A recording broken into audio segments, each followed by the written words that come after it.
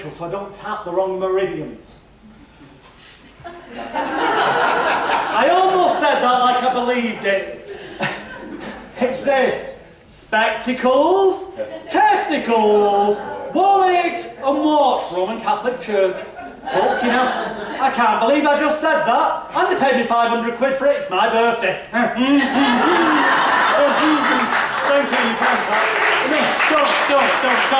stop. Don't stop. No. Save it for the end, I've got a week to finish. You have been a wonderful audience today. I really wish I had a better seminar, I'll be honest. But, yeah, it's bullshit, it's a ritual, and you can't see me in process. The other thing, I'm going to lift your arm up. Always, if you're going to touch a client, nothing wrong with touching a client. Obviously not in a Jimmy Savile kind of way. But, it's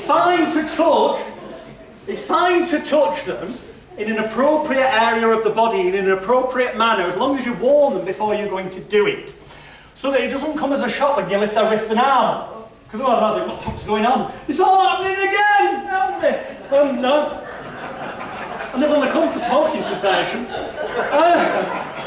But you warn them in advance that you're going to pick up the wrist, for example, okay? So they know, and it's appropriate. And the loose limb ragdoll thing, well, if you feel that their arm's quite heavy, you can just let go and it'll drop down. And when they feel it knock against themselves, it serves as a non-verbal suggestion that they must be relaxed and hypnotised. Because you said it'd be like a loose limb ragdoll, because they feel it, it must be a reality. And if they believe that, the moment they believe it, then they're hypnotised, because hypnosis exists only in the mind of the believer. It's pure suggestion. But if you feel a bit of resistance, I've got hold of the wrist like that, but one finger is above it. So if need be, when I let go with those fingers, this finger can flick the arm down into the lap. Their eyes are closed. They don't know I've done it. They feel it drop. Either way, they get that trigger, that anchor, call it what you will, non-verbal suggestion that it's working for them. The more they believe it's working, the more I, as the hypnotist, perceived hypnotist, suggest things to them, command things to them. I prefer the word hypnotic command. The old books say command from mesmerism. You know why? Because it fucking is. Do this! Do it now! Should be authority, conviction with what you say. No, please do this, please think that. Winky wanky, that is a suggestion. People can choose to refuse that. You deliver a command with enough authority, conviction, charisma and confidence and credibility behind you. People fucking follow it, especially when they're bought into it and pay 500 quid or whatever that's above average for what you're doing. So then I lifted up the arm and I said, this time I want you to take all those negative emotions, feelings, thoughts, ideas and anything else that may be attached to that you want to say goodbye to. Take it all in a way that feels right for you in a calm, safe, secure manner. For the reasons I said before, so they don't abreact. And now imagine it moving down from your shoulder. And I touched them on the shoulder. But I've said it before, they've already got used. I've got hold of their arm, so they're used to me talking. Down to your elbow, down to your wrist, and then I pull their arm out forward and I go, tense your wrist. When you tense your wrist, it's easier when I pull the arm out like that. It's a non-verbal suggestion to keep it stiff. But then I say to them, as you allow that stuff to go down from your shoulder to your elbow to your wrist, assigning a signal, your arm will get stiffer and stiffer and stiffer. Now, at a group event,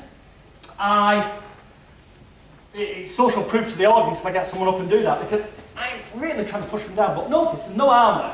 It's called mine. I put my arm on their wrist. This is steady, and I push down here, and I'm pulling up with that one.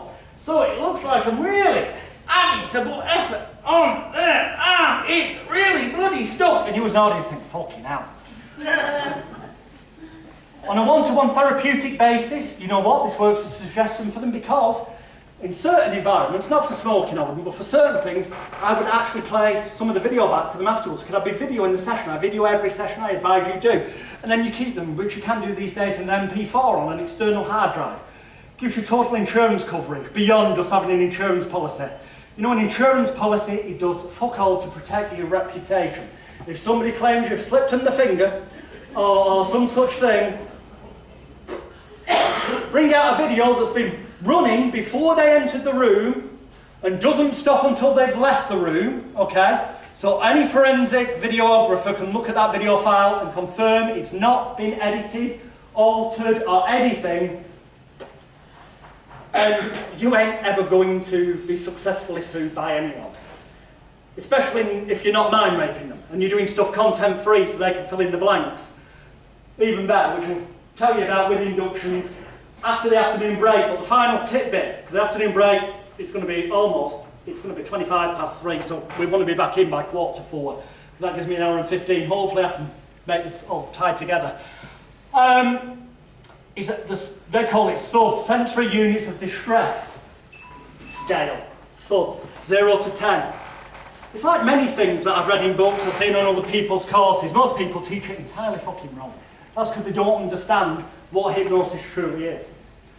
Like, you know, I'm not doing it, but you might have heard of the thing like that, called the light in heavy hands test or the book and balloon, and some people go, get them to have their fists like that, and imagine that, you know, tied to the thumb of this hand are balloons, and tied to the thumb of this one is a pile of weights, and that one's pulling that down.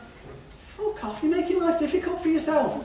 You tell them to put their left palm upwards, and you tell them to put their right palm face downwards. This will be covered after the break, because I've got a bit of a guest afterwards. And you tell them, and it's easy to remember, it's the letter L, that this big pile of leather-bound library books on their left hand is pushing their hand down lower and lower and lower, all letter L's. And the right hand, imagine you were holding a bunch of balloons, you wouldn't hold it like that, you'd hold it kind of like that, so more of your palm is towards the floor, so that's how you remember that that's the opposite. And tied to the middle ring finger, letter R, of the right hand, letter R, or the red, letter R, helium balloons that are rising into the air, letter R. And you know what? As a convince or a suggestion test, it doesn't matter if they're hugely suggestible or not, it doesn't matter if the right arm goes up, because in this position, sooner or later, the tendons of the arm, the left arm, get tired, and this arm will drop down. And when you get them to open their eyes and look, there's a gap, and that gap says to them, well, we've told me this one will go up, this will go down, there's a gap, it must have happened. The hypnotist says things to me that are going to happen, it's genuinely happened in my reality, so therefore other things the hypnotists say to me will become genuine reality, and in the context of therapy that means they're more likely to believe the placebo, they're more likely to believe that important seeming ritualistic process that you put them through. And we use SUDS at the beginning. So I go on the scale of 0 down here, it's no problem, up there 10. The worst it ever was in the past, really bad. How high up there? I'm saying non-verbally, it's the number 10 or higher. They're going to give a higher number than they would have done if I just casually went from 0 to 10, what is it? And because of that, it's not a true reflection of reality, so they're guaranteed to give a lower number the second time. Especially because the second time I go on a scale of 0 to 10. 10 up there, the worst it ever was in the past, but I start this end now. In the past, when it used to bother you, disassociation, and down here, and I'm looking, I'm physically, down here, 0, gone, completely. Embedded command, raised voice tone. How much lower is that number right now? Only the bravest would dare give a number that's the same or higher.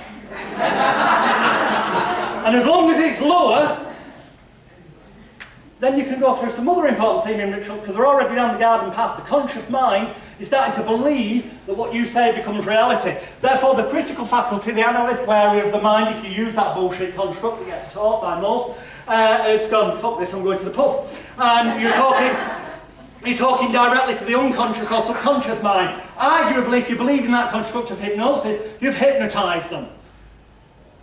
Which is the aim, and all that really matters are results. And speaking of that, it would be a great result if you can all be back in the room in 15 minutes' time at 4:45. Thanks very much indeed. Oh, one thing, sorry. There's a camera here, okay? I'm going to turn the camera off.